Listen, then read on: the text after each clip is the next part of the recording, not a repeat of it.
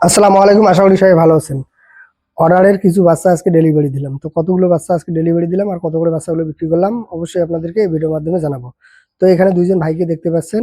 মূলত এখন যে ভাইকে দেখতে পাচ্ছেন এই ভাই কবুতর খামার নতুন করে শুরু করেছে। প্রথম অবস্থায় 6 জোড়া কবুতরের বাচ্চা নিয়েছিল, আর পরবর্তীতে সমস্যার জন্য নতুন করে বাচ্চাগুলো নিতে পারেনি। এখন আবারও নতুন করে কবুতরের বাচ্চা নেওয়ার জন্য আমাকে কিছু কবুতরের বাচ্চার অর্ডার করেছে। কিন্তু বাচ্চাগুলো ছোট থাকায় এর আগে আমাকে ফোন করেছিল, তো বলেছিলাম যে কিছুদিন পরে বাচ্চাগুলো দেবো। তবে আজকে আবারও নতুন করে এই বাচ্চাগুলো নেওয়ার জন্য বাড়িতে আসে।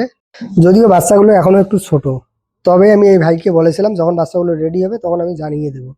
কিন্তু হঠাৎ করে আজকে এই ভাই কবুতরের বাচ্চাগুলো নেওয়ার জন্য বাড়িতে চলে আসে, আর এসে বলতেছিল আমার এখানকার কবুতরের বাচ্চা যেহেতু থাকে না, একটু ছোট হলেও নিয়ে যাবে আর সেগুলোকে লালন পালন করবে।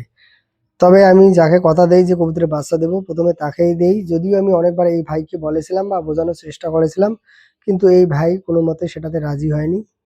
এখন কিন্তু কবুতরের বাচ্চার চাহিদা অনেক বেশি।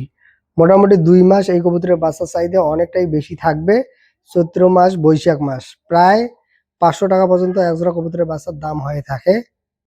এই সময়টাতে কবুতরের যত্ন না নিলে কবুতর থেকে ঠিকঠাক প্রোডাকশন পাওয়া যায় না। এই যে ২ মাস, চৈত্র মাস আর বৈশাখ মাস, এই সময়ে কবুতরের বাচ্চার পক্স বেশি হয়। এর পাশাপাশি কবুতর থেকে ভালো বাচ্চা পাওয়া যায় না, মানে কোয়ালিটি অনেকটাই খারাপ হয়। তো অন্যদিকে যেমন এই সময়গুলোতে মার্কেটে কবুতরের বাচ্চার চাহিদা কিন্তু অনেক বেশি থাকে, আর এটা না পাওয়ার কারণে কবুতরের বাচ্চার দাম অনেক বেশি হয়। আর এটা যেহেতু আমার খামার, সবসময় এগুলো যত্ন নিতে হয়।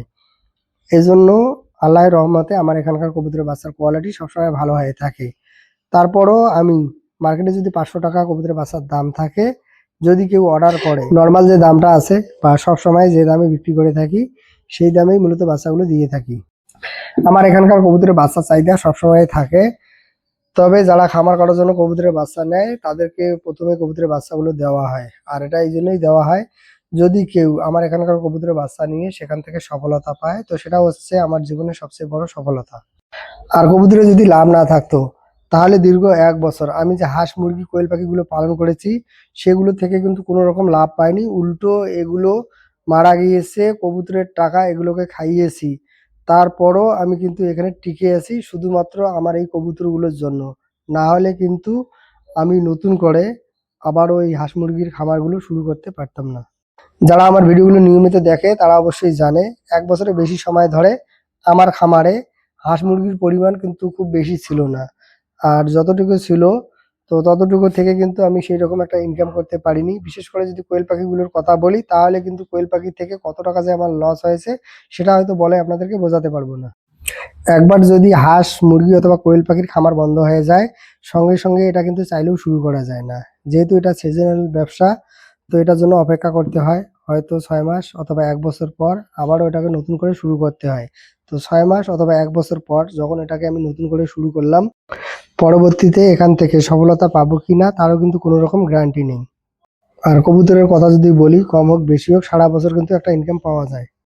এর আগে ১০ জোড়া কবুতরের বাচ্চা বিক্রি করেছি, আর আজকে ৬ জোড়া কবুতরের বাচ্চা বিক্রি করলাম। প্রতি জোড়া কবুতরের বাচ্চা ৩০০ টাকা করে বিক্রি করেছি। ১৬ জোড়া কবুতরের বাচ্চার দাম ৪৮০০ টাকা। আর আমার এখানে খাবার খরচ প্রায় ৫,০০০ টাকার কাছাকাছি। তো সেই দিক থেকে হিসাব করলে দেখা যাবে আমার খাবার খরচটা উঠে এসেছে। তো বর্তমানে যে বাচ্চাগুলো আছে সেগুলো কিন্তু আমার লাভ। তবে আমার এই ভিডিওগুলো অনেকে বাংলাদেশ থেকে দেখে থাকেন। সেখানে যেহেতু খাবারের দাম বেশি, এর পাশাপাশি বাচ্চার দাম মানে অনেকটাই কম। তো সেই দিক থেকে হিসাব করলে এই লাভটা কিন্তু হবে না। তো এটা আপনাদেরকে ১ম এ বুঝতে হবে। অনেকে কমেন্ট করে বলেন যে কবুতর পালন করে কবুতরের কোনো রকম লাভ নাই। মূলত খাবারের দাম বেশি থাকার কারণে বা বাচ্চার দাম কম থাকার কারণে কবুতর পালন করে মূলত তাদের কবুতরে কোনো রকম লাভ হয় না। আজকে এ পর্যন্ত। ভালো থাকুন, সুস্থ থাকুন। আসসালামু আলাইকুম।